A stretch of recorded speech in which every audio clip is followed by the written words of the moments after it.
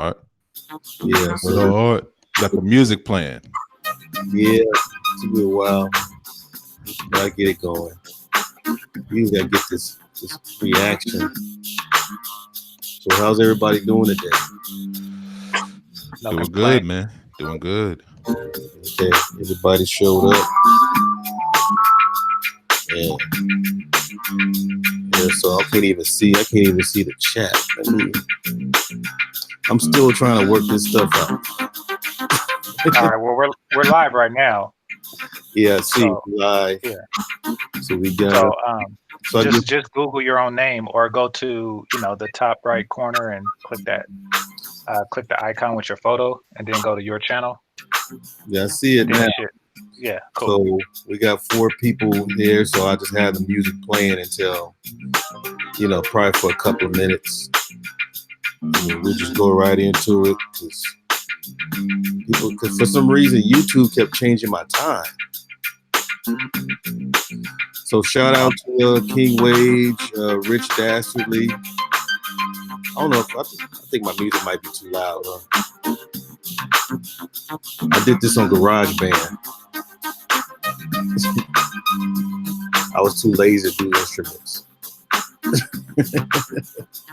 I mean, it's all good to me, brother.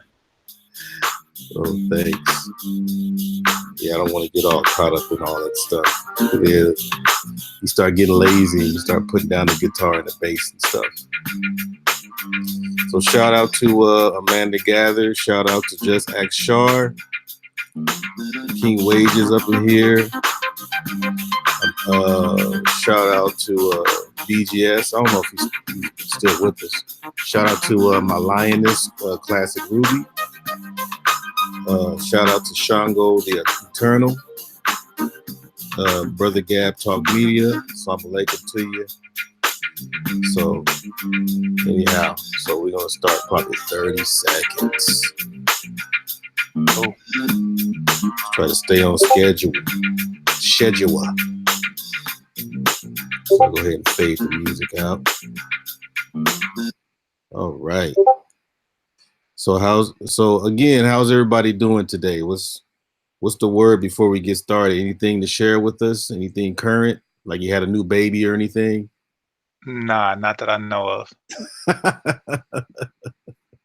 Man, I remember them days, not that I know of, but yeah, I currently have my little one here right now. And as I was telling GameChanger before we got started, if you hear a little noise in the background, if it becomes too distracting, then I will mute out and then I'll just kind of yield my time, and then come back through whenever I have the time to come back through. But she's preoccupied right now, so hopefully she can see Daddy is kind of trying to exchange views constructively. So hopefully she'll be a good girl. There you go. It's about a bedtime anyway. All right, that's cool. That's cool. So we got 7 up in here, but I think we might as well people probably would have to just come in and just catch us right in the middle of it. All right. So now the topic is supposed to be is racism and exaggeration among us in 2019. So that was our caption there. Mm-hmm. I remember both you guys had some exchanges going on Gab Talk Media, but I'm quite sure you guys know that you can meet back and discuss this and settle things as men. But even though you disagree, but at least you'll be able to do it with class. Of course. But I think there's a lot of things that we all need to get off our chest when we have opposing views, so we can have it constructively and discuss it amongst men. So we're going to start off with this one, and I'm quite sure you guys I hope you guys got the questions in advance so you can really think out your answers. So yes, sir. It says, now whoever wants to take this first, how can you break down racism and how it works? Which one? You want to go first, Dee Cee? Okay. Yes, I can go first. So I would like to give my definition first for racism. I have a particular definition that I use, kind of like as an offshoot of Mr. Fuller and Dr. Welsing's. a little bit in that vein. So my definition for racism is a small group of people that have gained power systematically that classifies themselves as white, that subjugate and terrorize everybody that they classify as not white on this particular globe.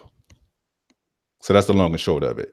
And the people that's in the middle, which I consider the buffer class to not be non-white people at all in any instances. Sometimes that's the case between us, but for the most part, I consider the people that are considered the people that are like the white people that we generally deal with on a regular basis, the buffer class, not the white supremacists, if that makes sense. So when people speak about the Illuminati or the Rothschilds, the the people that have the most wealth, that run things globally, those are the people that I'm speaking about. Just to be clear. Okay, brother Game Changer. Okay, so I'm going to go from the dictionary definition of racism: prejudice, discrimination, and antagonism directed against someone of a different race based on the belief that one's own race is superior. Now, I think that it's fair to point out that by this definition, a current standing definition, Webster's definition, that a Black person can be racist. So whenever you hear some Black people say things like, we're kings, they're cavemen, they're albinoid crackers, or things like that, that is a Black person who believes that his own race is superior to another. So according to this definition, a Black person can be racist. Um, so just wanted to get that out. So when we talk about the effects of racism, I want to make sure that we include both sides. Okay, so yeah, this is our opener. That's why I didn't really trip on the time. But if there's any rebuttals or anything like that, we want to keep it at 2 minutes.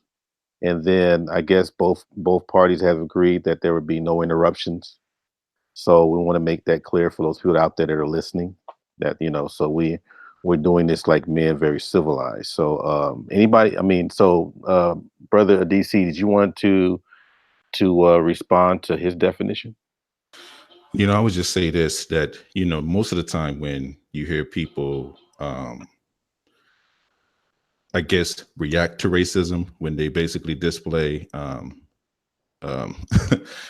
or say things that we were kings, we were the basically the creators of the of mankind, humankind, and that gives us some kind of superiority.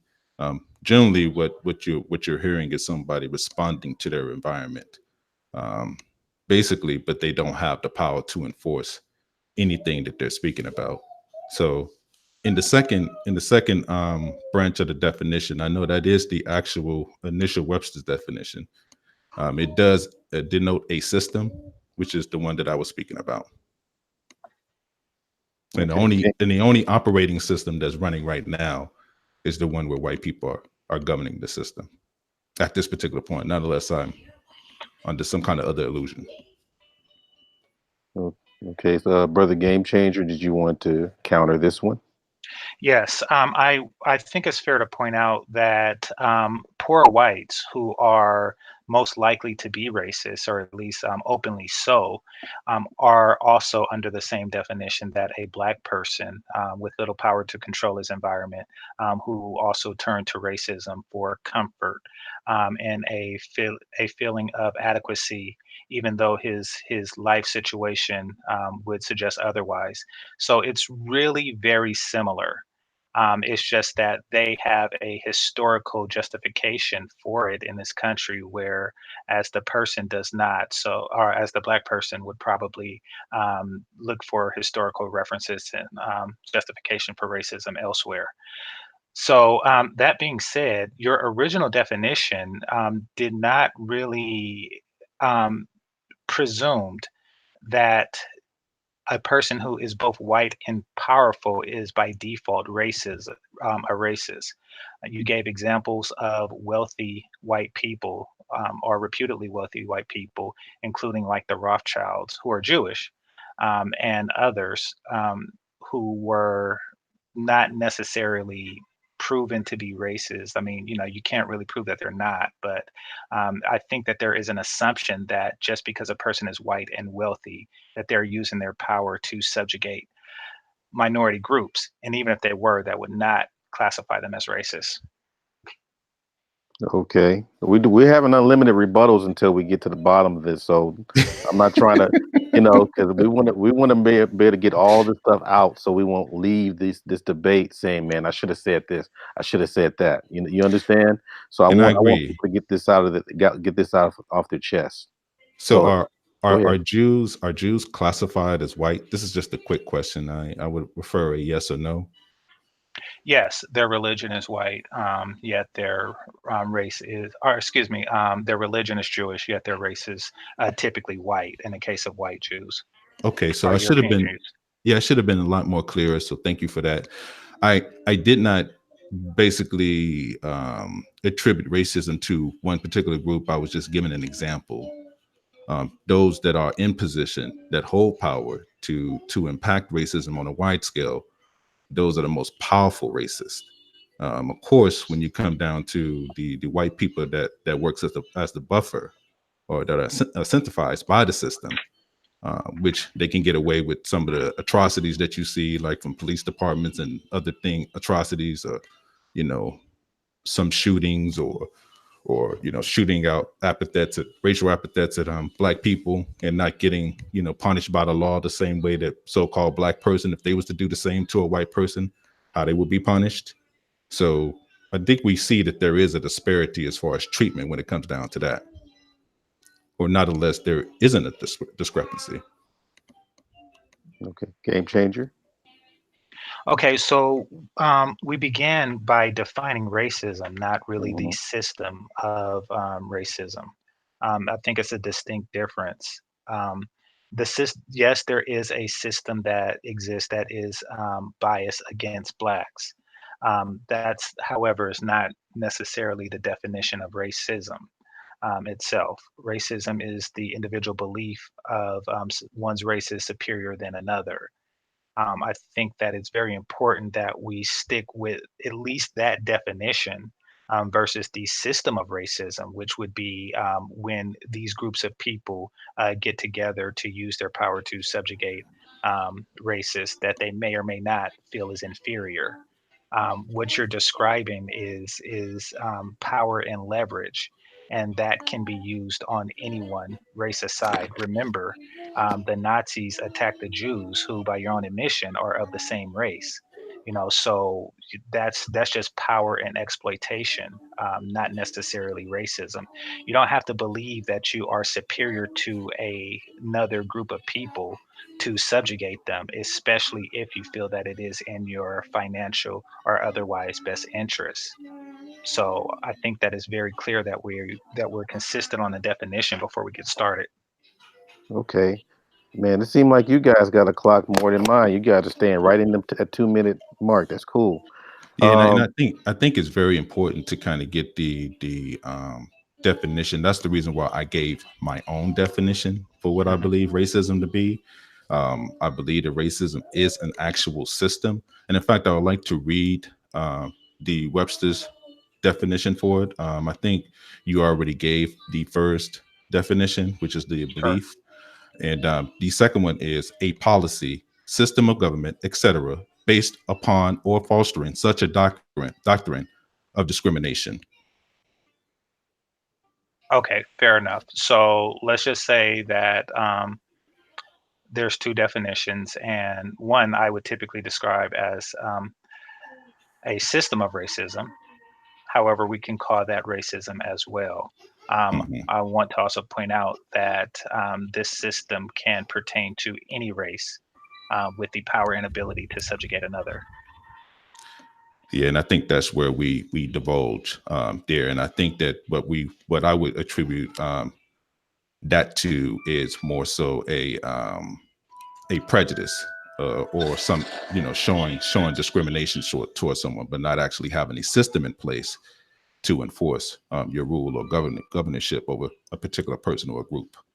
so would you say that we won't be able to come to a consensus about racism in this particular debate and probably revisit later? No, I think that we came to an understanding. I know what he means, and I think he knows what I mean when I say the word. But I think that I could use a system of racism if that makes more sense when we're actually talking about it. And I understand the difference of what he's seeing racism as the discrimination piece. Like anybody can basically um, have a thought pattern or a belief that they are superior to another. So the logic there makes sense that any person that has any kind of thoughts in their head can effectively attribute racism towards another group. Mine basically denotes power. And that's the reason why I read the second definition, just to make sure that I was on track with the Webster definition also. But we can move forward. I don't have any hangups with it. I don't have any further rebuttals. Well, Now anything let's see that what you it like is anything else. anything you like to say, brother Game Changer, before we move forward from this particular topic? Both definitions of racism fit each of our narratives. So yeah, we could definitely move forward with that information. Okay, so this one is going to be kind of categorical, um, with the nine areas of activity, and how I'm going to do it. I'm going to ask the question, and then it's based on categories, and so I would like you guys to comment on each category based on the question. So the question would be, what is your estimated um, percentage of blacks being disenfranchised by racism in these categories, and how? Even if you feel that they're not being disenfranchised, you can still comment on it. Is that understanding? Um, Yes. so Yep, so understood. the first one would be education. So who wants to jump on that one? Yeah, since I went first the last time, I yield my floor to Brother Game Changer. Go ahead, brother. Okay. So thank you. So education, I give about maybe 10%, and that's because there is an assumption that with educated blacks that um, they are, let's say, lame. I've been called a nerve as a pejorative by BGS, and other things that they lack certain social skill and charisma that is typically identified as being black. Now, this is not the, and this is very important that I wanted to bring up that this type of racism does not really, that anybody can be racist by both definitions. Therefore, this type of racism on this 10% of blacks who receive a certain level of education comes from black people themselves more so than any other group. Now, these young black men, and it's typically the men, because the women are celebrated for education, which is why the percentage is so low. Now, this group of young men are disenfranchised by their own community by using terms like you are not black or you are white. You are then disenfranchised by the community that you were born into. Okay, brother DC. What was the question? Once again, I got kind of lost in The the question description there. is what is your estimated percentage of blacks being disenfranchised by racism in these particular categories, and how? And the first one was education.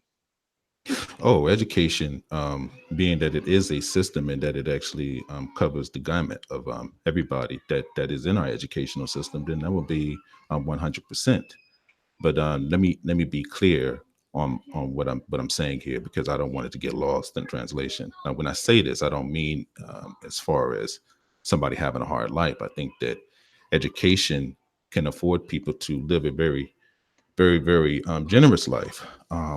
The damage that I am attributing that it does is that it washes you into white culture, whiteness. That is something that have seen myself. Um, when you deal with education, you have to be very, very careful, in my estimation, not to get caught up into becoming so educated that you lose touch with the regular folks that you could deal with on a regular basis, or that you can even assist with on a regular basis. So I think that education has a 100% effect on people that are classified as Black, and that's positive, both positive and negative. It just depends on your aspect or your viewpoint when it comes down to the educational system. Okay. Brother Game Changer. There's Let a me know. brother named. And I would Oh, like go to ahead. say, let me know, like if, and this is for you, Game Changer, because I don't want my words to be construed. If you have any kind of like, questions or you didn't understand what I was saying, just let me know, and then I'll see if I can clarify. Okay. Okay, so the question was about the percent being disenfranchised by racism, not really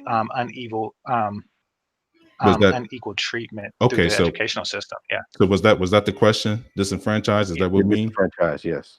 Okay, Yes. so more so, I would say the disenfranchised, I would break it down 50-50. I think that I cannot say that education is all bad, of course, because I'm a benefit of the educational system.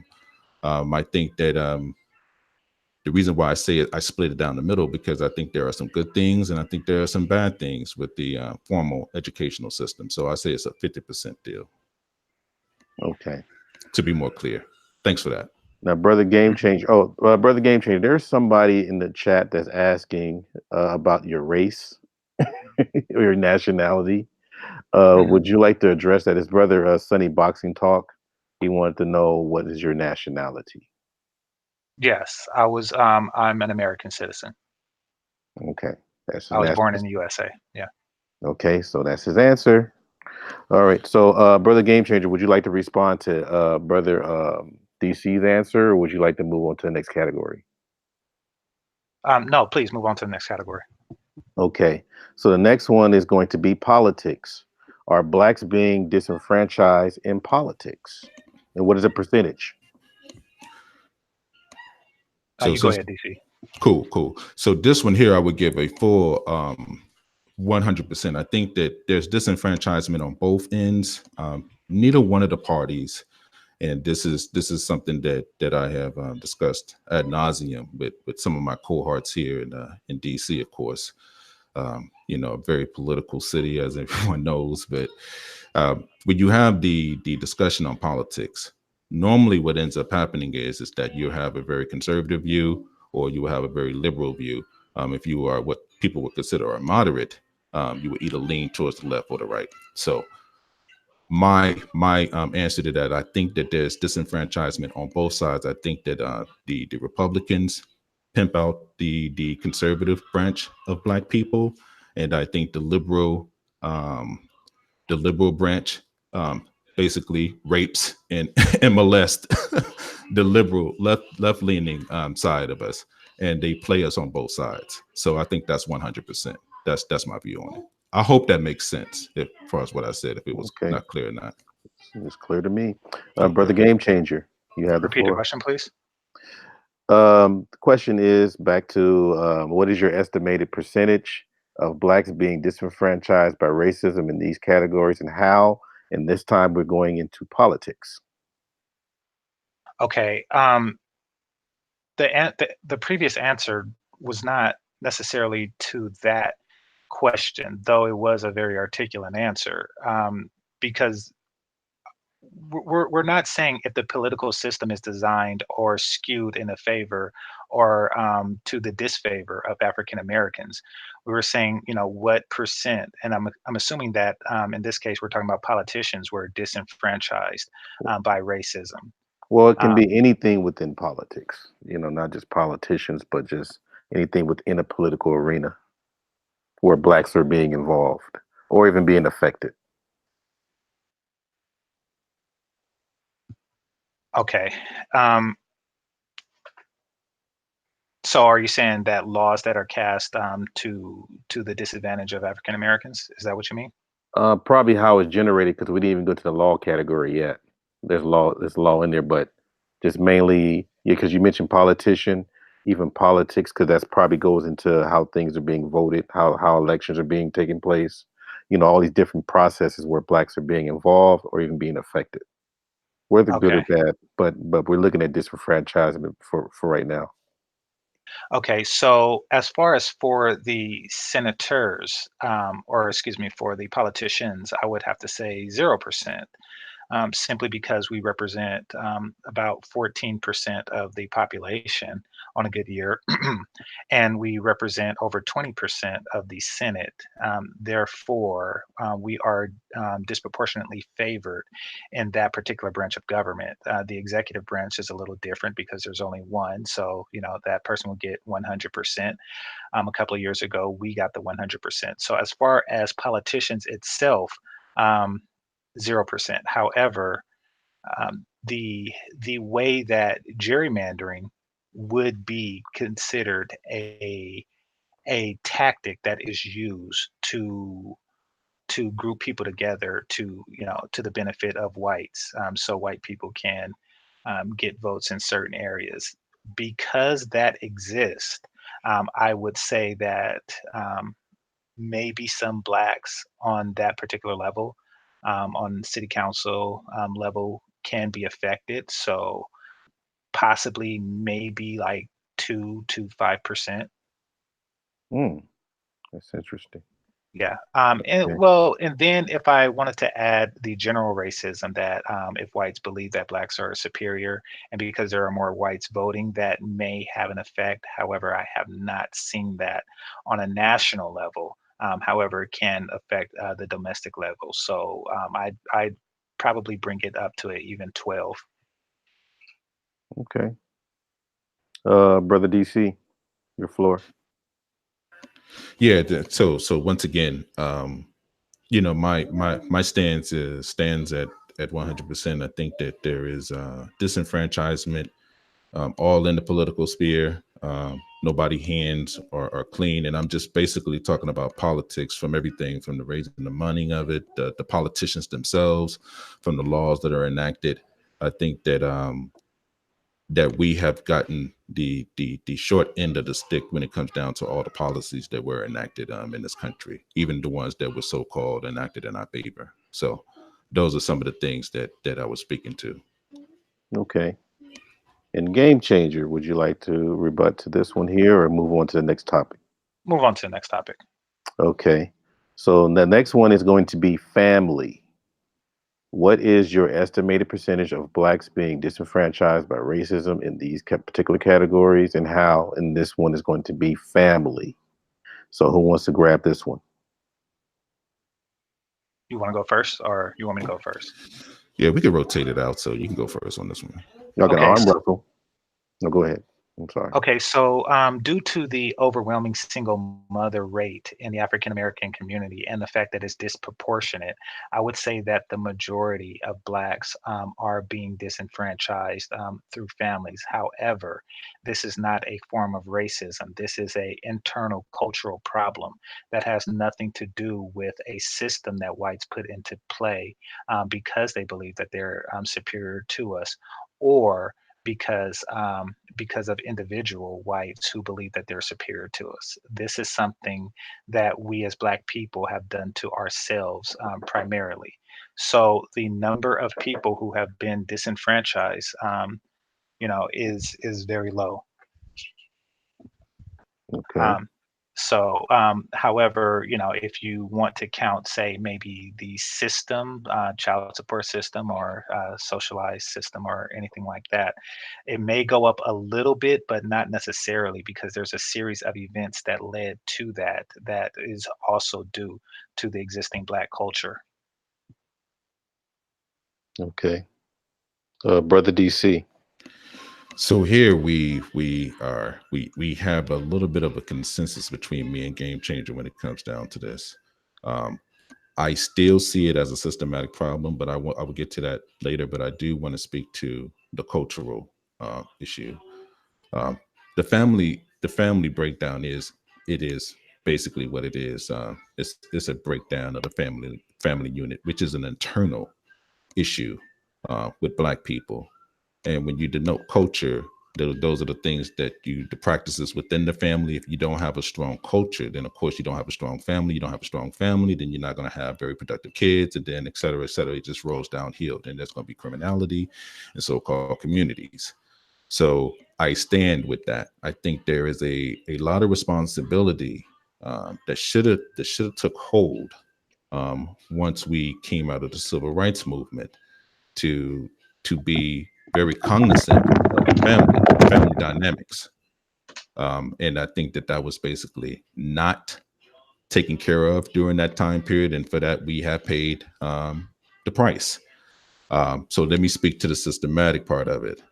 Um, there were things systematically done, like, of course, redlining, moving blacks into certain communities, um, doing things to keep people or keep certain males, strong males, out of the family by not allowing them to join unions up north and things of that nature, and making it difficult for the men in these families to sustain a family foothold.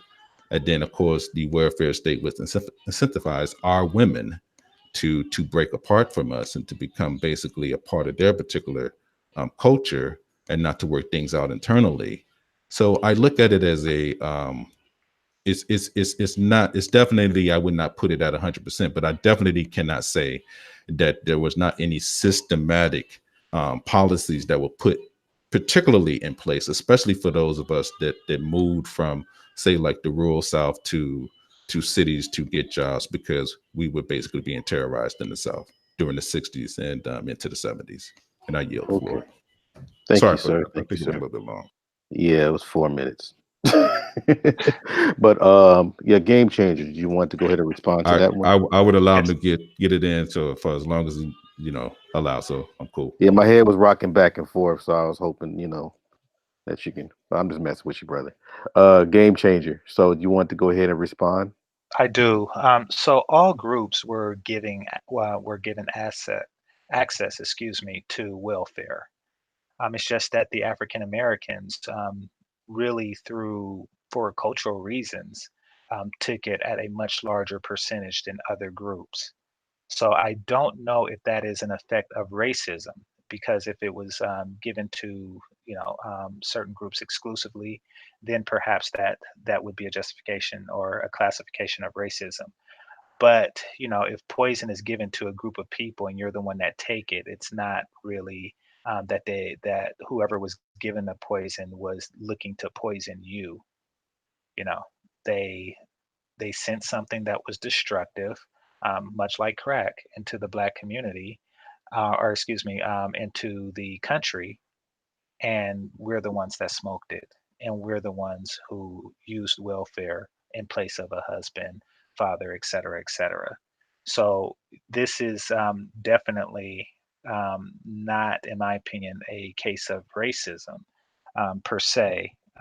Now there are certain factors that would lead us to that end, given our history in this country, but that's not, in my opinion, by design. That's just by circumstances. Interesting. Okay, brother DC, did you want to Yeah, respond? and let me just say that I definitely I understand the tenet of his answer, and I accept it in full, because I am not excluding us of responsibility. But redlining was real. The Jim Crow laws were real. People that moved west from the South, and the reason why it's called the second migration, that is all real, and that's all due to the mistreatment that people experienced in the locations that they were at. There was this small town. Just to give you an example, there's a small town in Texas called Slocum, Texas, and it's a town that doesn't get talked about a lot. Very booming town, had industry, had their own stores and stuff like that, yada yada yada. You know the jazz.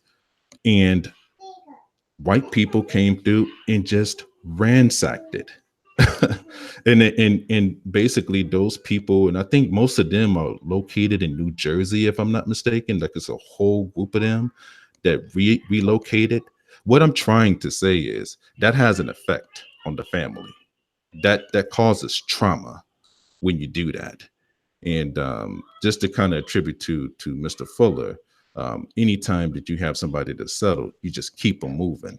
So I think that it's very purpose. There was things that was done very purposeful, but we wasn't focused enough on our families. We was more focused on just trying to get an education and to move upwardly mobile and just kind of escape more so than just deal with the family issue. And I think that's where we dropped the ball. That's our ball to hold. So I'll yield.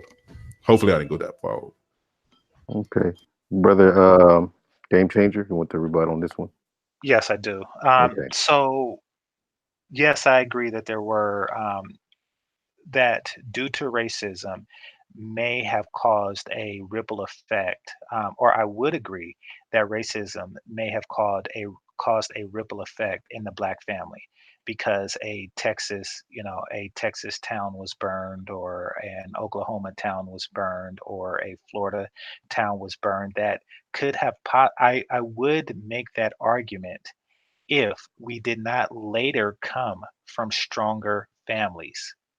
So you see, if the family structure from this time period, anywhere between the turn of the century, the turn of the last century, until say the 1930s, and then after that, the family did heal itself, and then right around the 60s, when through no lynchings, I shouldn't say no, but through very little incidents of that happening, even absent these large acts of flagrant racism, the family dissipated. So yes, the family may have been destroyed by white supremacy, or by racism in the past. However, it was rebuilt since then and destroyed again, not through racism and not through past racism, because if it was rippled, then we would not have had this marriage boom and this legitimacy boom, meaning child's born within wedlock, during the 50s era.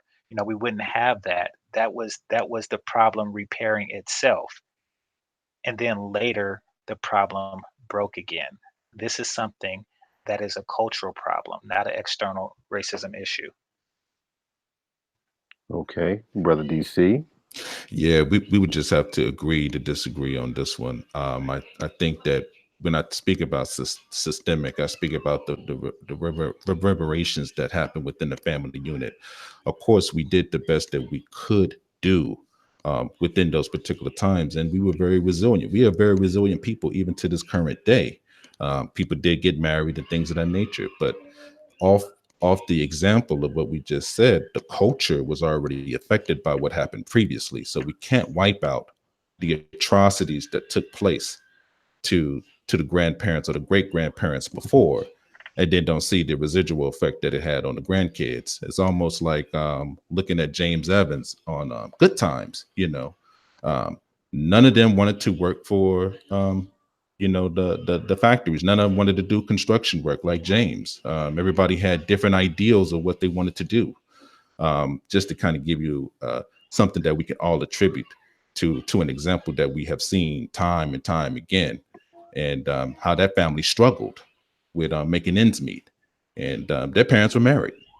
You see what I'm saying? And those are the people that escaped the South. That's just an example. Um, Everybody didn't have that lifestyle, but there was enough of us to see what happened on later down the line, which moves we moved into the 70s, into the 80s. So I think that it was very systematic. I think it was purposeful, and it had an effect, a lasting effect. Do I exclude our responsibility? Hell no, I don't. I think that we have responsibility there. I spoke to it, but I also know that there was some systematic things that happened also from the very beginning. So I yield there. Okay. Game changer. Do you wanted to address what he just said, or do you want to move to the next topic?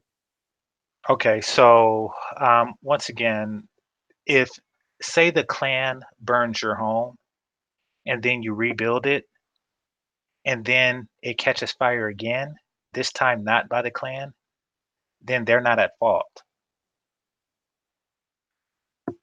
for the second fire. Right now, Black family is under a second fire that came from within, not from without. Yeah, that's it. Yeah, I think that Okay. part we can agree with. So I'll yield on that. Yeah. Okay, fair enough. Okay. So the next one um, that we're going to address now, I guess I'm assuming that everyone remembers the question in their head now. So we're going to go into labor jobs. So who wants to tackle this one first? So am I? Who's up? I lost track. I think it's me. I think it's up. I think I'm up. So just real, Okay. just real quick. Labor, of course, is something that is very very difficult to tackle because a lot of labor, and especially when it comes down to jobs, the workforce, etc., comes down to relationships and people that are in position to hire you, and not only hire you to pay you a decent wage to take care of you and your family. Of course, speaking to what we just spoke about, clearly there was some wage discrepancies that did happen all over the United States, not just in the South. That was something that was very, very prevalent. Some of that has to do with education. Um, and some of these reasons overlap, of course. But I think that labor, even up until this particular day, because we have a trust issue when it comes down to the Black community, is something that's still very, very prevalent. Um, a lot of us are not in the position to hire people, even if we do have our own businesses. They're generally just one to two mom and pop stores, or we're an independent contractor, something like I do.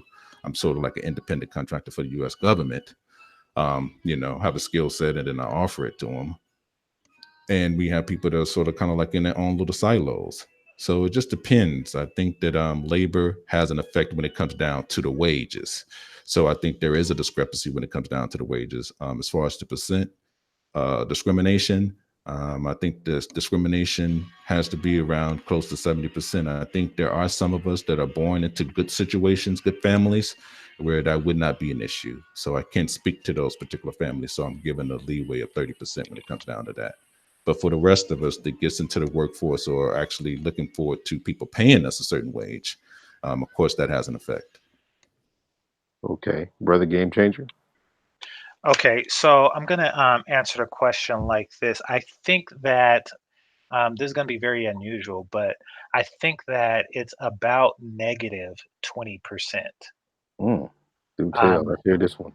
okay, meaning I think that in America, for labor, that blacks are disproportionately enfranchised over any other group. Here in California, you will hear advertisements, at least years ago, you would hear advertisements for things like Border Patrol, things like that. And they will specifically say, we are looking for African American men. Now, were they to say it the other way, that would be illegal, and NAACP and everybody else will be down their backs, but they will say that specifically. I've also heard such advertisements for airport baggage claim specialists and TSA agents. Later, I heard this for Caltrans workers and this what was the other one. What do you call a journeyman? Not a journeyman, but like an electrician, an apprentice, electrician's apprentice. you know Okay. and I look for these advertisements because I have family members who are looking to break into the labor market, just graduating high school and things like that. So we are actually enfranchised for this. We live in a system that works to our favor for a young man that is willing to accept the opportunities that this country is giving, a young black man that's willing to accept the opportunities that this country is giving him. And in addition to that, we have things called like minority-backed contractors, which gives a lot of black laborers or people who are looking for government contracts in the labor industry, such as tow truck driver or construction workers, a leg up.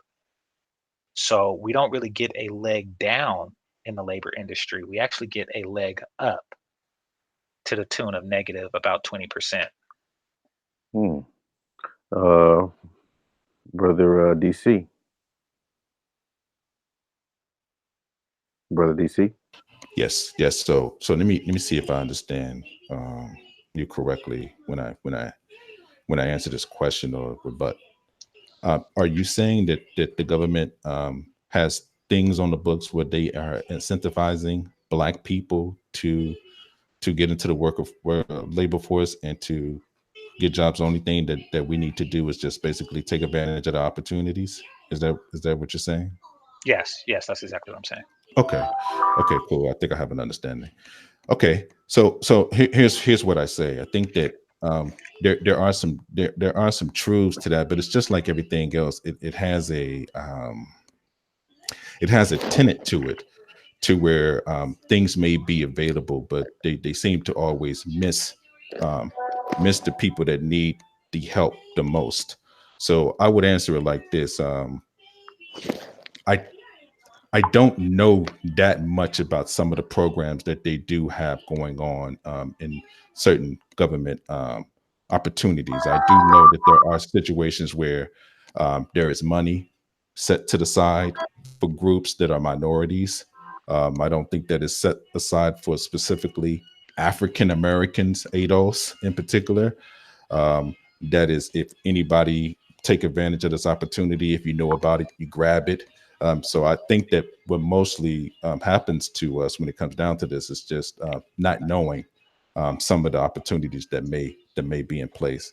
And in that instance, I do see where he's coming from with that, but I still think that it is something that is systematic, based off not being something that's incentivized by our group.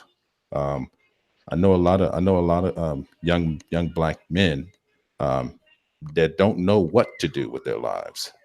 They're just kind of aimlessly walking around, kind of wondering what they should do next.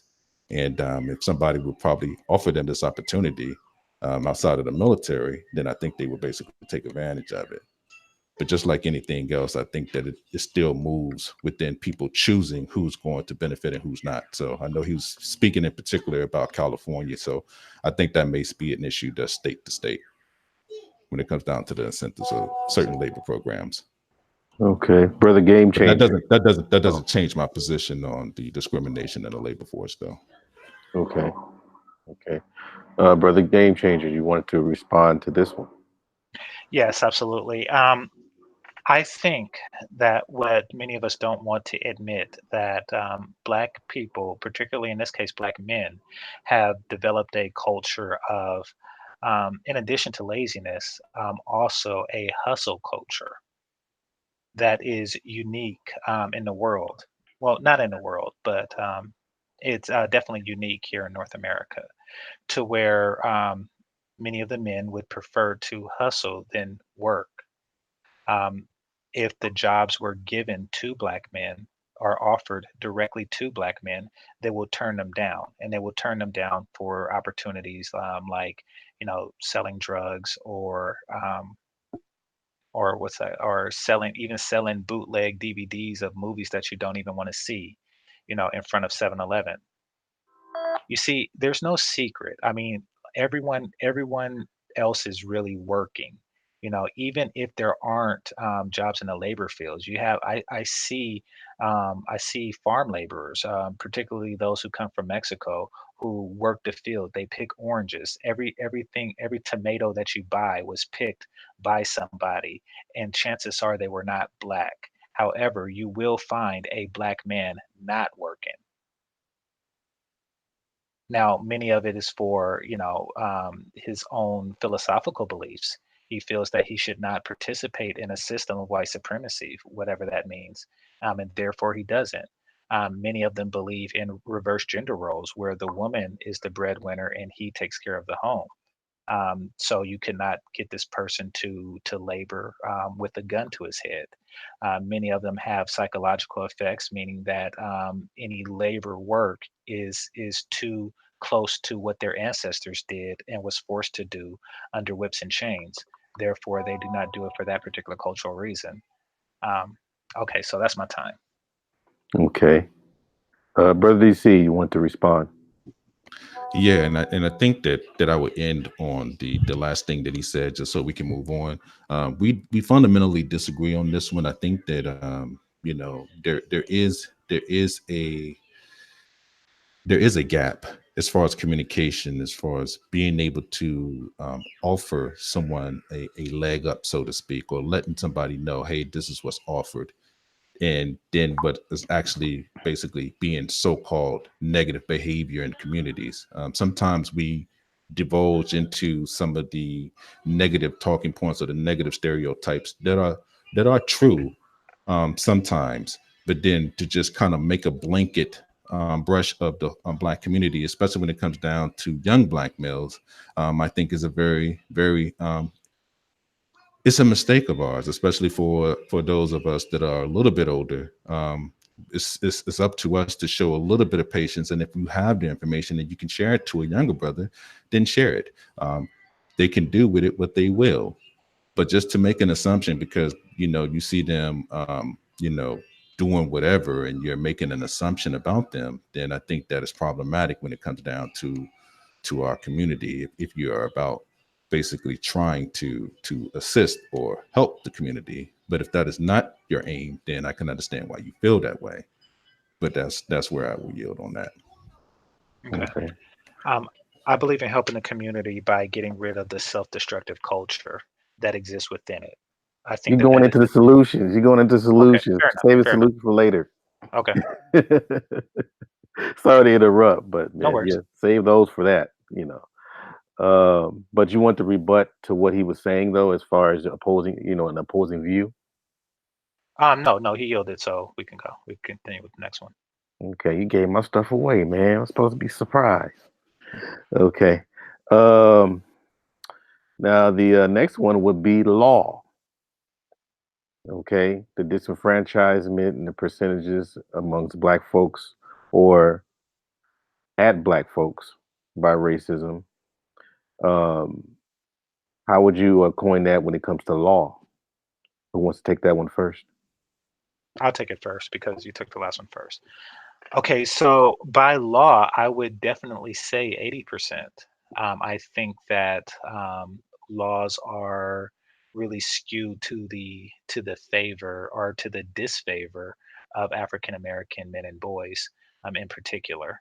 Therefore, the overwhelming majority of people who are disenfranchised through the legal process are in this situation because of laws that are created, initiated, and instantiated against African Americans. Now, the reason why I say 80% and not 100% because it's difficult to say that if the people who are doing it is doing it with the under the belief that one race is superior to the other, or if they're doing it because we're an exploitable group. Because we come from weakened families and weakened communities, therefore a limited ability to defend ourselves against a corrupt legal system that chooses to exploit young men's labor. But definitely a high 80% is the short answer. Wow. Okay. Brother DC. Yeah, are you kidding me? This is 100% knocked out of the park. This is not even close. I mean, from the chain gang to convict leasing to mass incarceration rates to the exploitation of young Black males in so-called communities, to being basically having Black sites in cities like Chicago where they would go in and just totally abuse young Black men into crimes that they did not actually commit, even if they were caught doing something wrong at that particular time. And like we say, this all denotes a culture. This all goes into their interactions with other people. Because of this, if you send somebody away, they get locked up, they don't change their life, they get out, they get frustrated, they end up doing the same things again, where they may do something to, say, like Game Changer or somebody like me that has a family that's dealing with, that's trying to help out the community. It may make you turn your back on the so-called community. So it's almost like a self-fulfilling prophecy when it comes down to Mhm. law, because everything is policy here. From the very beginning, curfew, sundown towns, you can't be out after a certain time. We had these kind of rules and regulations. What you doing out here, boy? Walk on the other side of the street. Things that were so ridiculous, where people couldn't even, you had Black men walking around with signs as late as 1968 saying, "I am a man." Now, if you I'm not gonna. I'm gonna save that. But this is something that, to me, I think that we can pretty much agree on. I don't think that there's any way to have any kind of rebuttals outside of just what our reactions should be to the system when it comes down to laws and things of that nature. But no, definitely, this is 100%. Every black male is affected by this, from Bill Cosby to your Michael Browns. It doesn't matter. Okay, game changer. We can agree to reasonably agree, 80% and 100%. We can move on. Okay. I don't know, because that's what sometimes we get to politics and law, and then the next one is going to be government. So hopefully we'll be able to differentiate these and to address this category. Government. I think it's your turn to go first, DC. You kind of low, game changer. It's your turn to go first. Cool. I thought I went first the last time. All right, so okay. No, I went first for law.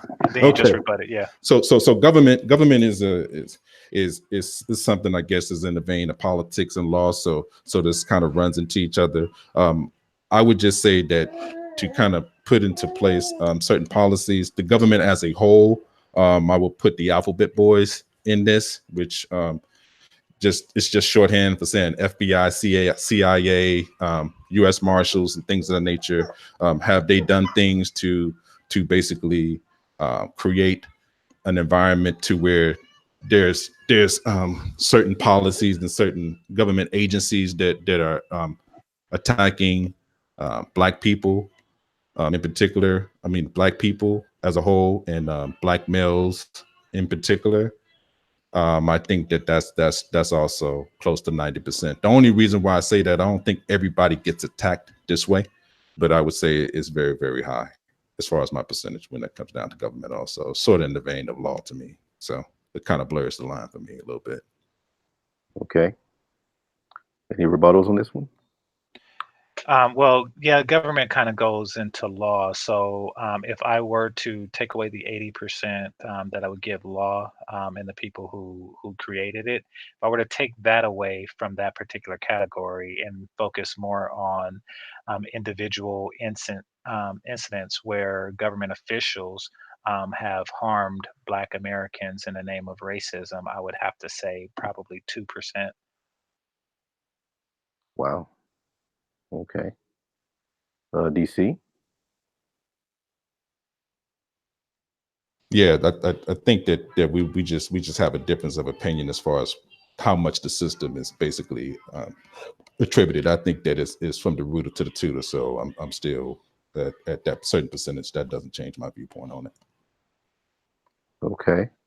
So will we move on to the next topic, or is there any more rebuttals? We can move on. I'll have a rebuttal for that. Okay. So this is going to be kind of controversial. So all the people out there in the chat, if you got kids, no, I'm joking. But this one here is part of the 9 areas of activity.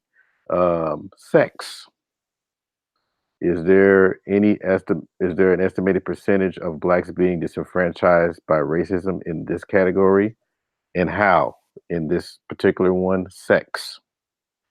So, just to be clear, you're talking about access to a sexual act or action, or Any to kind of gender, or anything that The power going of into sex. gender. Yeah, the power of sex. I mean, you're going into interracial relationships. You're going into, like you mentioned, gender. You're going into exploitation as far as advertisements and things like that. So, who wants to take a dab at that one? okay. Hmm. So there is something there. There's definitely racial bias in the sexual marketplace. However, I would not necessarily call that racism or a system of racism that's looking to subjugate African American men or women in any way.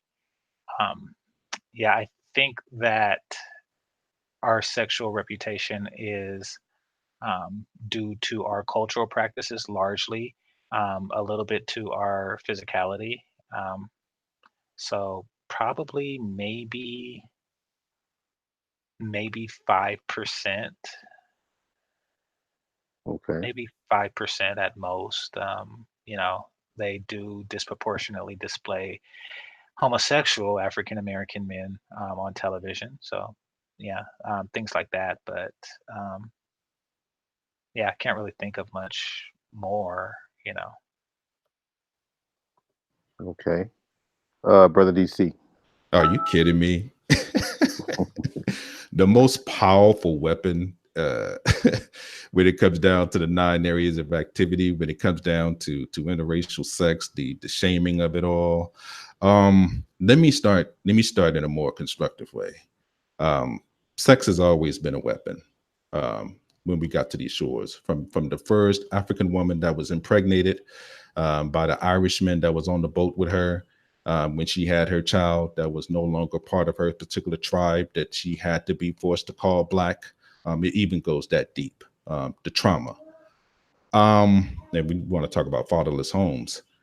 So let's move it up to current states. I would say that the sex has basically become so cultural, so embedded that it's not just a problem when it comes down to Black people, even though we are a part of the culture when it comes down to sex in this country. For example, the porn industry have what they call, I guess it would call like interracial, like gangbangs, where they're smutting out a Black woman, and they're calling her all kinds of epithets, and you black whore, you black this, and it's like they're doing their so-called racial fantasies. I think the sex has a very powerful way of influencing people culturally. I think that it has an effect. When you look at certain things like that, even from the when we use words like mammies, uh, bed wenches, I'm sorry, bed bugs, the words motherfucker coming from the breeding farms, things of that nature. Um, the master basically coercing slave women into having sex with them, whether they wanted to do it or not. Our women being incentivized by having sex with the slave master, aka white men, powerful white men, and being used as a weapon against us. So I know I'm going over my time, but there's so many ways that you can go when it comes down to the sex angle. I would just end it there. I'm pretty sure that he has a rebuttal, but I say it's 100%. In fact, I would say it's 150%. I mean, I think that sex has so much effect on the culture when it comes down to the way they view us. Even down to the first popular movie on these shores, which is what's the movie that they showed at the White House? Brother Art, I'm kind of Birth of a forgetting. Nation. Birth of a Nation. That was all about sex, all about the fear of the Black man raping that pure white woman. Go ahead, I'm done. Okay. Brother Game Changer. Quick question. When you say 100%, are you saying 100% of the people are being disenfranchised by gangbang porn? No, not Because that's gang. the Don't think question. about gangbang porn. No, I'm saying that sex has an effect on all Black people, and all Black people, whether you are female or male, are being affected in a negative light when it comes down to sex, due to how they view us when it comes down to sexual behavior. The question is about percent being disenfranchised. 100%. 100%. What are they being depraved of by the things that you mentioned? Let me put her down. So let me say it like this. There are things where it even goes to the unattractiveness of a Black woman when it comes down to being a desirable mate. It comes into the form of basically men being basically charged with rape very, very easily. Do I think that there's things that are happening to people when it comes down to sex in a violent way, in a discriminatory way at all times? No, but I think that discrimination or a viewpoint of discrimination is always there, if that makes sense, not the actual act itself. So the stereotype is the effect to me.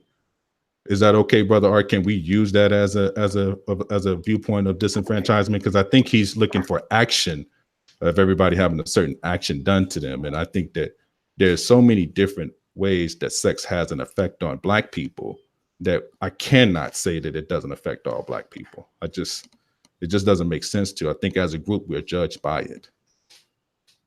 Yes, I'll take that position, but at the same time, I Okay. have to try to remain neutral, Okay.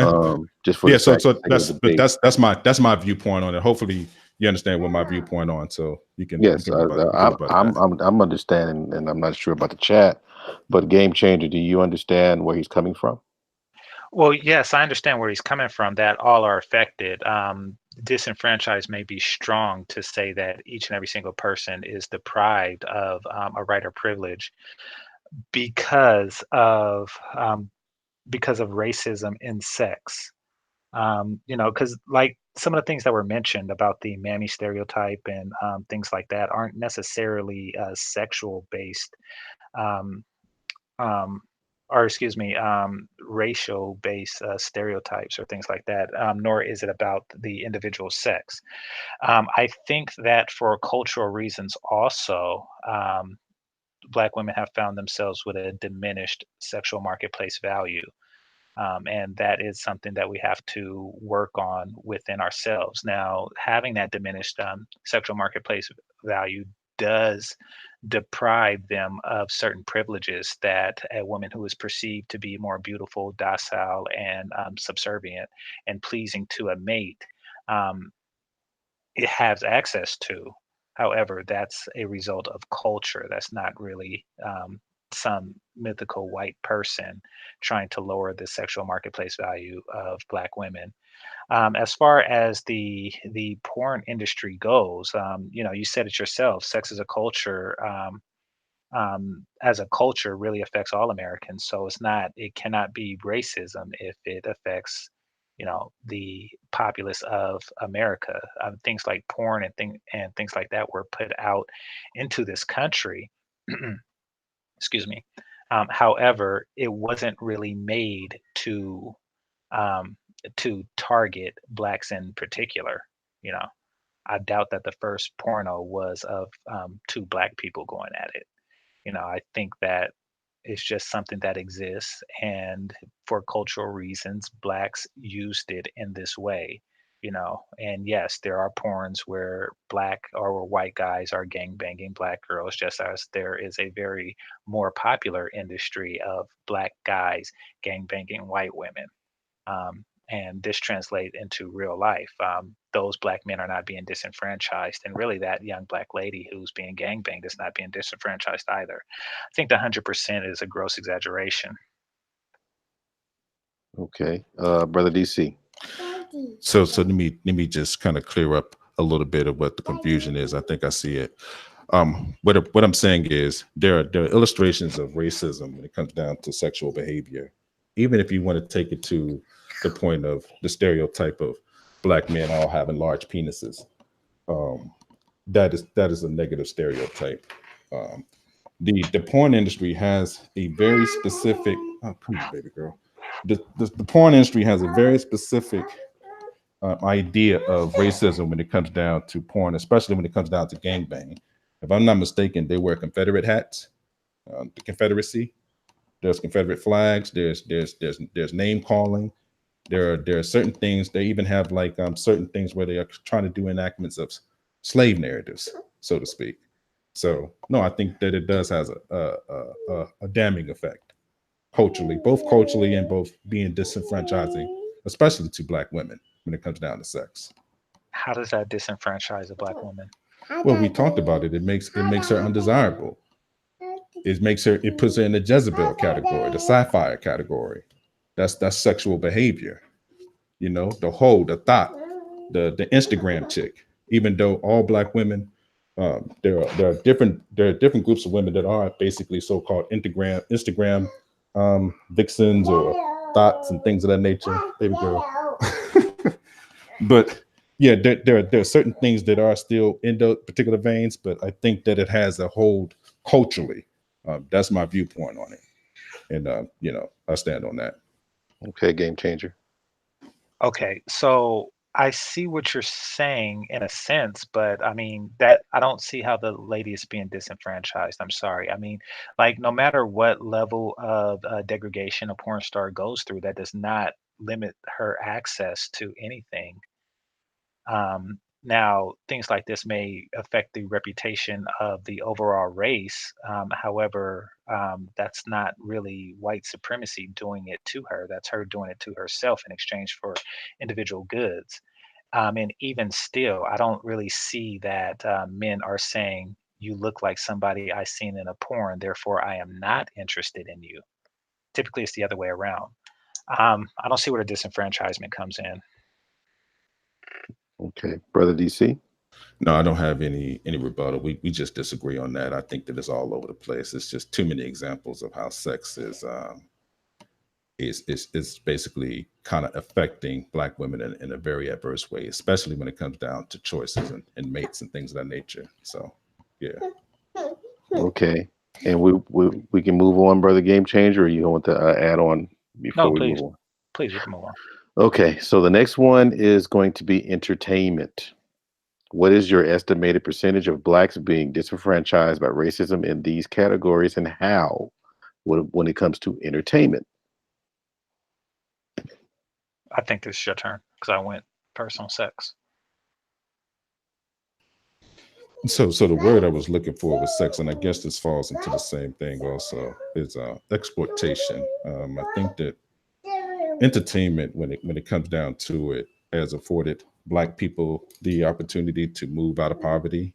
So it's very difficult for Black people, and I'd imagine that Game Changer is going to be one of those where they're going to have a different view than I'm going to have, but I'm going to speak from a systematic point of view.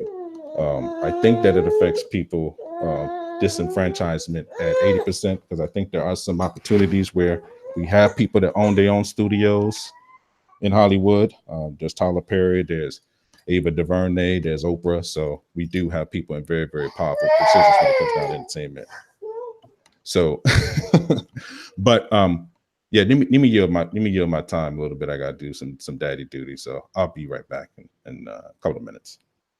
Okay, brother Game Changer. Okay, on this one, I would have to say 0%. Basically, what we see in the entertainment industry is a disproportionate amount of Blacks. Um, Basically, we represent 14% of the population. However, you would never know that if you turn on the television set. We represent a very high percentage of Blacks that you see on television represented in that way. So, for the actors themselves, I would definitely say 0% because more than 14% of the population is, or excuse me, of I don't know, Film Actors Guild or what have you. Just from anecdotally, just looking, is African American. So I don't see a negative effect there. The effects that entertainment has on the culture is definitely leveraged against us, but I would not say that that's a deliberate act of racism. I think that Black people like watching dumb shit, and as a result, there are people in power, typically white, and other races, and not necessarily Anglo-Saxon or Protestant, who will exploit that. So if you like watching dumb shit, somebody will sell you dumb shit. Look at Medea. It's not like a white person made him do that. That wasn't white supremacy, and Black people watched it. They probably still watch it. I don't know. I don't watch it. Unfortunately, we have developed a culture that embraces dumb shit. We have developed an industry for this. And if you add the fact that, if you count athletes as entertainers, which they are, then we are disproportionately highly represented in that industry. Therefore, I cannot call racism in the entertainment industry. It has not disenfranchised anyone to my knowledge. If anything, it enfranchised many, many Black people. So would you even I don't know if DC because I don't hit a baby. So would you even include sports as well, the sports industry? Yeah, that's entertainment. Absolutely. So Mm. it's disproportionately Black for most of the more popular sports, that is, including boxing. Therefore, I mean, I don't really see like a Black person being disenfranchised because, not in the NBA. And if so, it's not because he's Black, it's because he's a little less talented than the other Black person that took his spot. All right, I'm back. I'm back now. Okay. Were you done, Game Changer? Yes. All right, so speaking about the athlete in particular, and I really want to kind of make sure that this is kind of vetted out a little bit more, because I think that we're having two different discussions, me and Game Changer. When it comes down to ownership, Black people do not have power in the entertainment industry. Jesus, baby girl, come on, you're acting up. Look, see. Black people do not hold any power in the entertainment industry. Yes, we do have over overrepresentation when it comes down to the labor, when it comes down to athletes and actors and things of that nature. But when it comes down to ownership, I would say that the people that are in charge, they're overwhelmingly white, and that's in actors guild. That's when it comes down to any form of entertainment, whether you're dealing with singers, actors, athletes, even producers in the background. There are a lot of people that are in front of the screen that's basically Black people, but the people that are in charge, that are giving out the checks, that are leveraging power, those people are still overwhelmingly white. Now, when it comes down to the treatment, of course, we know that there is a difference between Black actresses getting paid and white actresses. We know that there's a difference between white actors being paid and Black actors being paid. The same thing with supporting actors and actresses. There is a difference. Don't even get me started when it comes down to athletes. All the money that they even pay these athletes, that's a drop in the bucket to what the owners are getting for those athletes that are out there leveraging their talent and their bodies on a regular basis, out there on the field or the court on a daily basis for these highly powerful white families, basically keeping them rich, keeping them in the top 1%. So yeah, this is a difficult one, because this is one where the labor gets paid into the top 1%, so to speak. So, but they don't move up into leveraging power. So this is like one of those where you're talking about the top 1% of the 1%, basically. So that's why this is a difficult one to kind of describe the mistreatment, but definitely there is mistreatment when it comes down to that. So I say it's 80% on my end. Okay. Brother Game Changer. Okay, not enfranchising somebody to the tune of being in the top 0.1% is not disenfranchisement at all. I mean, to say that you're only a millionaire, but you are not allowed in a billionaires club is most certainly not disenfranchisement. It's not a right or a privilege to be a billion or a trillionaire. It simply isn't.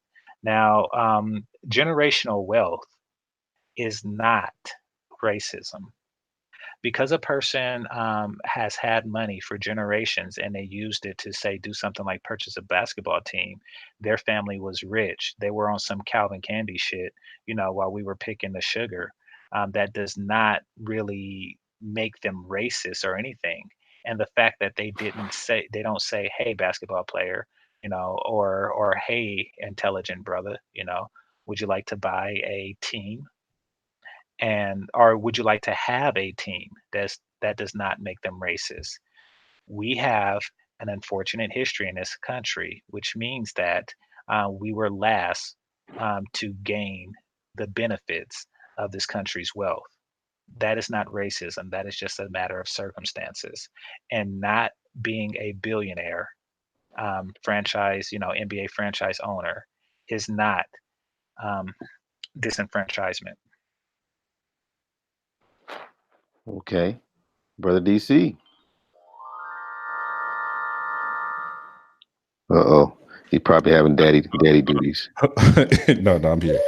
No, I would definitely say that as far as disenfranchisement, like I said, I know that there was going to be a problem with it, because when people think of money and disenfranchisement doesn't really basically correlate. I understand that difference. So for people that may say, well, what is he talking about athletes? How do athletes get disenfranchised? What I'm saying is you can still be exploited. That's what I was speaking about earlier. The exploitation of people's labor. Um, there is a such thing as basically paying someone to the equivalent of what they're giving you.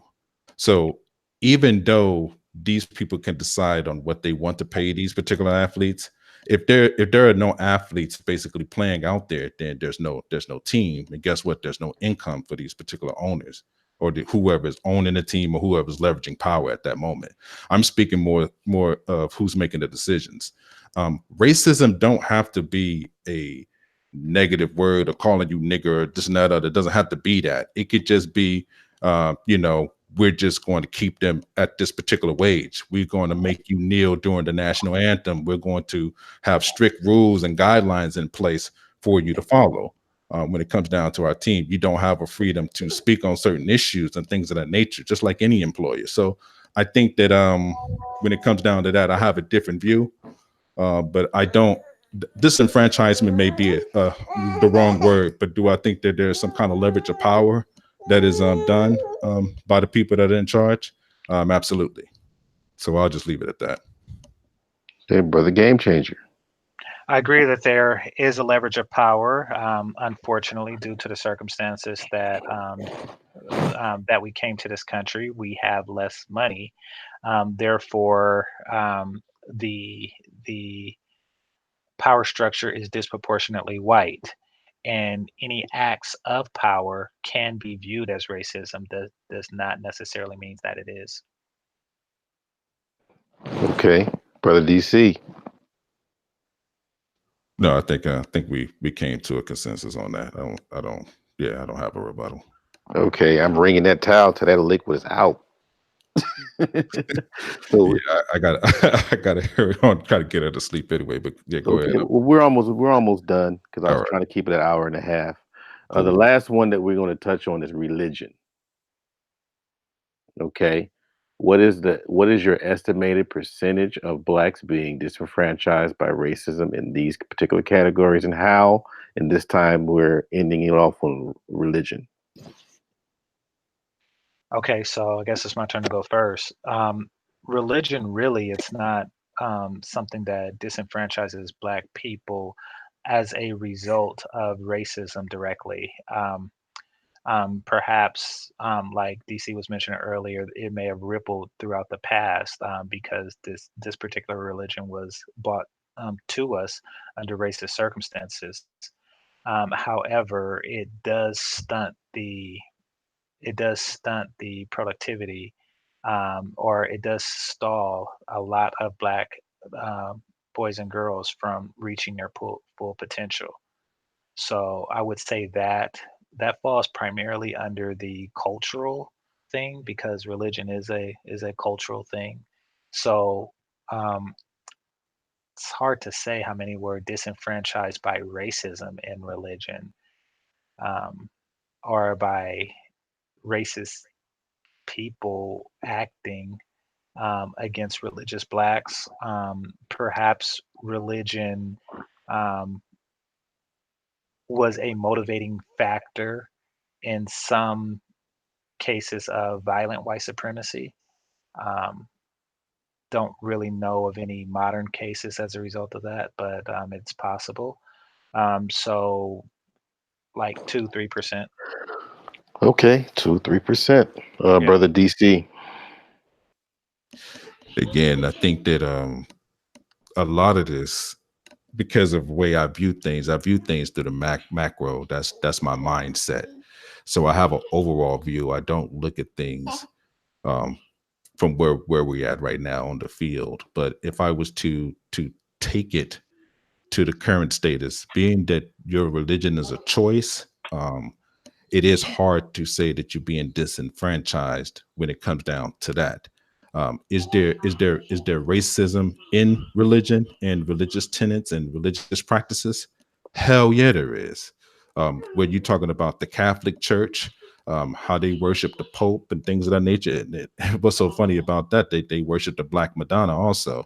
Let that make sense. And all the popes, pretty much, most powerful popes are white, even though they have some that are Black also in Africa. But what I would say, religion has been used to enforce supremacist dogma across the world, across the globe. Christianity, as he stated, and I agree with this, it was something that was generally forced upon us. And then, of course, we know about how white Jesus had this effect on Black people's minds and things of that nature, as far as thinking that white is right and things of that nature. So I know a lot of people deny the effect of religion. And there's another thing that goes to play also. But that had a very powerful effect. All angels are white. You go into heaven, everything is bright and coloring, and then if you're calling yourself Black, you think you're going to soar heaven or something, because you're a Black person. So how make that make sense when everybody that you see in heaven is white? So if you're a child, just think about how that works on your psyche and how you would view white people. Of course, they can't be evil and do things that are evil to you because these people are angelic. So I think that as far as an effect, macro level, I think that it had 100% effect. It still has its effect today. I mean, look what it's doing to people that's on the African continent today. They're choosing Christianity, even though they know that it's detrimental, that it was brought to them from a foreign people that basically is leveraging their power against them. So that's where I'm at with that. So let me pause Okay. on that. Yeah. She disagreed. No, I'm joking. Brother Game Changer. No doubt that religion affects each and every single Black person in this country and others. Very few of them are being disenfranchised by it and it alone, nor are they being disenfranchised by the racism of religion. Okay. So that's Okay. And Brother DC.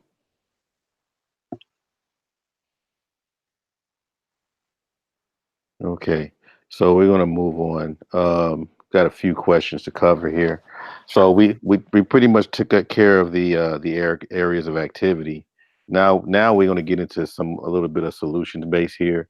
So after everything we just covered, and according to what the discussion was how it was going, what do what are we missing about racism? What are we not getting? Whoever wants to tackle that one first. it's, it's your turn to go first, DC. You go first. I'm taking care of something right now. You go first. What we're missing about racism is that there's two people involved. So if racism is the belief that one is superior to another, then there is an opposite end of the coin where one can believe, due to a result of racism, that they are inferior to another group. And I think that that is what we're fundamentally missing. I think that a lot of Black people's cultural behavior is a direct result of a belief that they are inferior to whites, which is why that they do not attempt to excel in certain areas that whites have developed a reputation of being proficient in. It's also why you see Black men and boys avoiding the labor industry and things like that. They're looking to make their own way to avoid competing with whites, much the same that Black women are doing. How they are not attempting to compete with white women in the sexual marketplace on the merits that white women and Asian women are known for, like fitness, aesthetic appeal, pleasant demeanor, et cetera, et cetera. They do not wish to compete in those markets, so they find other avenues or workarounds as methods of seduction to Black men. This belief of racial inferiority is infecting our behavior and culture. No matter what, brothers and sisters, competition is upon you. You cannot work around this. There's no way. You're going to have to compete with other races of people that subconsciously or consciously, whether you will say it out loud or not, many of you believe is superior. Okay. And Brother DC. What? Yes, it's okay. Yeah, I'm here. Mhm. Okay, so I think I heard the very last part of that about competing, but could you kind of give me like a summary of what you were saying just once again, just a little bit of it? Um, the short version is that blacks, many blacks feel that they're inferior to whites and therefore refuse to compete with them in areas that white have shown proficiency. Oh, okay, okay.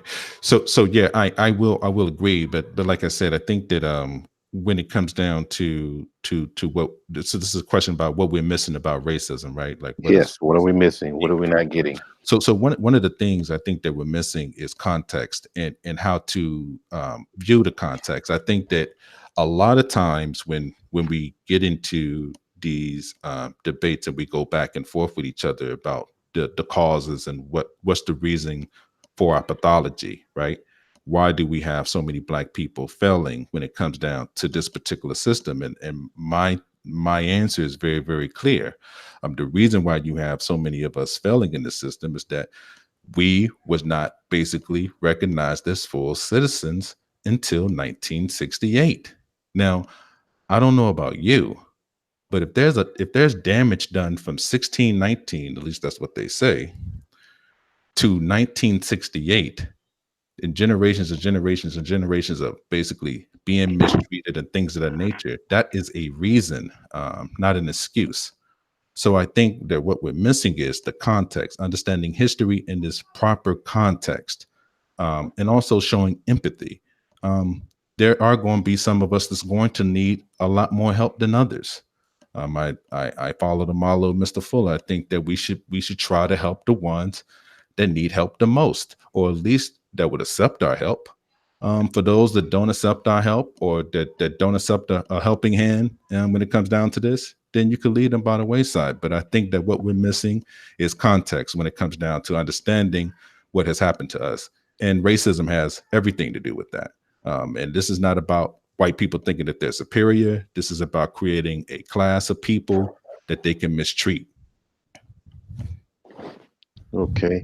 Now, I don't know. I mean, I guess the last question was supposed to be if you have any solutions about the situation, but it sounds like you kind of had that in your last responses. Would you agree with that, or would you like to add more when it comes to solutions? Yeah, I mean, I could agree with that. He can give his rebuttal. I'm pretty sure he has one. No, I don't really have much of a rebuttal about racism. I mean, what we're missing about racism. I just think that a lot. Well, you said something that kind of stuck with me. That it's not an excuse. I think that in a relatively level playing field, if somebody brings up something that happens decades or centuries ago, as a justification for current um, failures, then yeah, it is an excuse. And even if that excuse is given to you before the failure actually begins, then it's still an excuse. And it's also a demotifier. Basically, I was talking to, I used to work for a guy who's a former Navy SEAL. And, he was telling me about a test that he had to go through where there was like poisonous gas in a swamp or something. They had to swim in the swamp to get something. And when they did, a senior Navy SEALsman would punch them in the face and take off their gas mask chronically. And if you wanted to give up, you had to ring the bell. Well, basically, he said the way to get through that is to understand that there is no bell. You see, we as Black people, we have a bell, we have an excuse. If we fail, we can always say racism. We can always say white supremacy. We can always say slavery. But sometimes you just failed, and that's okay. But know going in that you are obligated to give it your all. Okay, so would you put that in the category as one of your solutions? Well, understanding the problem is naturally going to be the solution, but I think the main solution for Black people would be to watch less television, um, work under all circumstances, avoid laziness, and what I just said goes under the avoid laziness solution, absolutely, because that leads to laziness. I think they even mentioned that in what's that called? Um, with Lawrence Fishburne. Come on now, What do you mean Mike avoid? Epps. No, it was a movie. What You mean Boys in the Hood Nah, when nah, he was nah. younger? This was Mike Epps. This Higher, was higher School learning, Days. That's higher Higher learning, Learning. higher Higher learning. Learning. Higher Thank you. learning. Okay, he was the That's professor. Yeah. exactly what I was thinking about when you said that Mr. too. Williams. Okay. Yeah, Go ahead. exactly. So he told Mr. Williams, he's like, look, that thinking, blaming others, that thinking leads to laziness, and laziness has held Black people back in this country for far too long. And that goes back to the culture aspect in the labor industry. I don't think that white supremacy is doing it. I do think that laziness ensued because we have somebody to blame for our inaction. It's unfortunate, but that's something that we have to work on ourselves.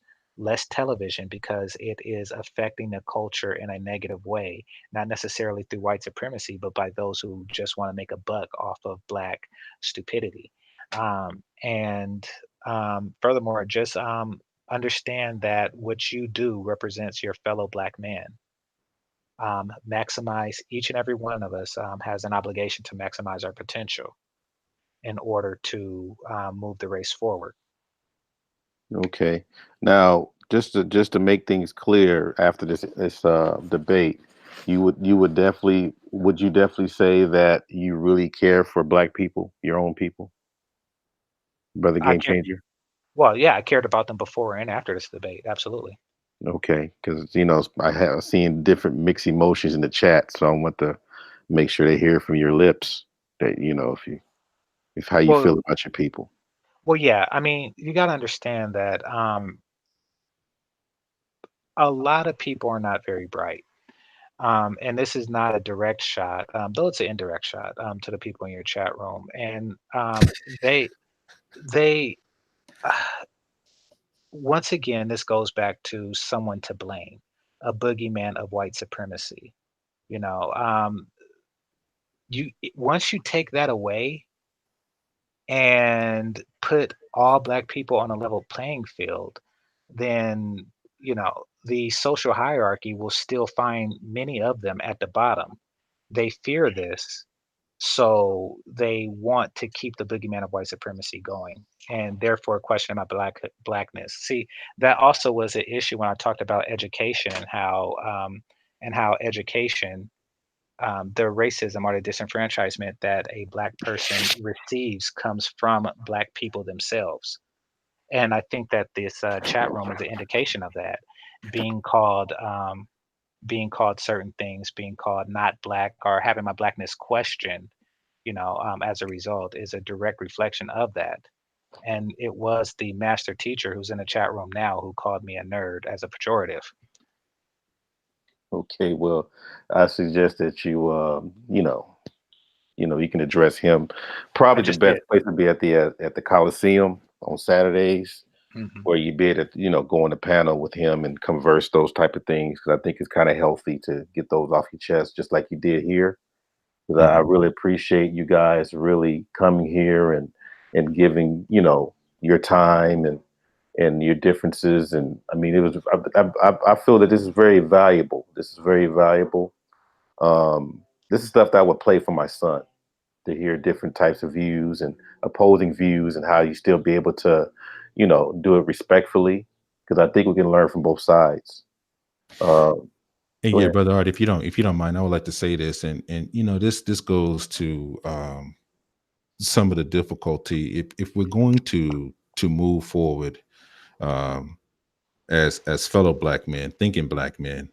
When it comes down to it, we have to be able to get through these difficult discussions. Do me and Game Changer agree to some of the tenets that we came to the conclusions of? Absolutely not. Do I respect him as a Black man for having this viewpoint, and do I think that he cares about Black people? Absolutely. I knew that when I first spoke to him. It's just that we have a difference when it comes down to certain solutions and certain reasons.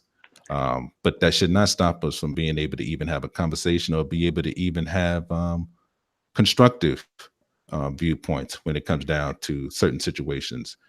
I think this was very, very constructive. I hope it helped him out to kind of understand a little bit about where I'm coming from. I think that I was painted in a certain way, so I'm glad that I got my thoughts out when it came down to this discussion. And hopefully, man, if we have some time and my daughter is not not going in, not wanting to get in on the discussion, we can hopefully, do this again and share some views, and maybe if he's down for that, then that's cool. And I'm subscribed to you also, brother. I don't know if you know that, but I am subscribed to your channel. So Okay, I'll subscribe. keep up the good work. I'll subscribe to yours. But so I just want to address this and get this out in the open. We had words in the past, and most of which weren't friendly at all. Right. It's not your views that I'm against, even though I don't agree with them. It's not your views. To me, your tactics are not really sound and fair. So I do counter with aggression when I should not, when perhaps I shouldn't have, but I didn't really see any other way. And I'll give example. So Great Britain, was that you were talking about blacks in education, black men in education. As we discussed in this debate, I think that it's a cultural problem. The reasons that we're being held back in education. Great Britain was bringing up the point that Asian kids are getting their education from the same public school system. Um, but your response was, do they have the same history? Now, once again, I disagree with using Black history as a crutch for individual current cultural um, um, behaviors that keep us back. However, your method was, you just berated him with that question: Do they have the same history? Do they have the same history? Do they have the same history? I mean, come on, brother. I mean, what can we really do with that? I mean, honestly. So we talked for the past hour plus, and you're an intelligent dude, but tactics like that, come on, really? So that would probably be a part two on. Okay. Yeah, I how think we'll that be able we to could continue that. Yeah, especially particularly that, because I think that goes back to the source of what Yeah. all this is about. Yeah. Yeah. So yeah, Yeah, definitely. For we can sure. probably even have a debate on how we communicate. Yeah, absolutely. Absolutely. Because that's not really what I meant when I said that. I was just basically speaking to the fact that the Asian has not experienced what African Americans have experienced. And it wasn't like a got you moment. I just don't like when we're comparing apples and oranges when it comes down to certain things where it doesn't equate. It's like a false equivalency to me. No, I Okay. get it, and that's an intelligent standpoint, absolutely. But the tactic, you was like yes or no every time he says something, you're like yes or no. No, I think if you listen back to it, it was more a response because it was like I was just interjecting because I didn't speak the whole time All right, when he was talking. I'll So listen to Yeah. it again. yeah, Yes, brothers. So this is how we supposed to be doing things as brothers and as men. And I think that we should encourage others to approach these things the same way. Get your words out, respect each other's time and opinions, and just move on. If you agree, fine. If you disagree, fine. But other than that, shoot, what if everybody agreed on everything? We wouldn't even have a world. So we need opposing views. I welcome those, but just do it respectfully so everybody knows about that. So I appreciate everybody for coming through in the chat. I appreciate you brothers for coming through on the panel. I got to get on the road and pick up my son. He's older than your daughter, brother. I remember them days. tell him I apologize, man, for you being late. If that's the case, man. Oh, it's all good, man. It's a That's weekday. all good, man. It's a weekday. So it's summer. I'm good, man. Got to do my duties. Yeah, So, man. My but I baby girl appreciate like it. this. If I have any other ideals, do another debate or anything like that, then I'll definitely be hitting you guys up. But I really appreciate what you guys add to my channel because it's very valuable information. Cool. And that's it. I mean, any last words? I've been putting your channel in my chat. But if you guys got any other information that you want people to know, then feel free to spill that out before we put a lid on the bad boy. I'm Anyone? good. You got anything, DC? Nah, man, I'm good, man. Thanks a lot. I think it was very constructive, and hopefully we could do it again, man. Yeah, most definitely. I'm trying to bring back America's Black Forum. I don't know if y'all old enough to remember that. I do. Tony Brown. Tony Brown. Tony Yeah, Brown. I'm trying to bring all that back, man. Forget all that You yelling. know, I remember that. Yeah, man. Yeah. You know, I don't have like the little conservative afro and all that, but yeah, you know, I want to bring that back, man. I'm serious. I miss them days. With the afro sheen, yeah. You know what I mean? Yeah, Andy products for the commercial. Yeah. All right. Yeah. All right, man. Talk to you later. Nice build, brother. Nice build. Talk to y'all later, man. You guys be good. Appreciate everybody for coming. Y'all take care. Peace. Peace.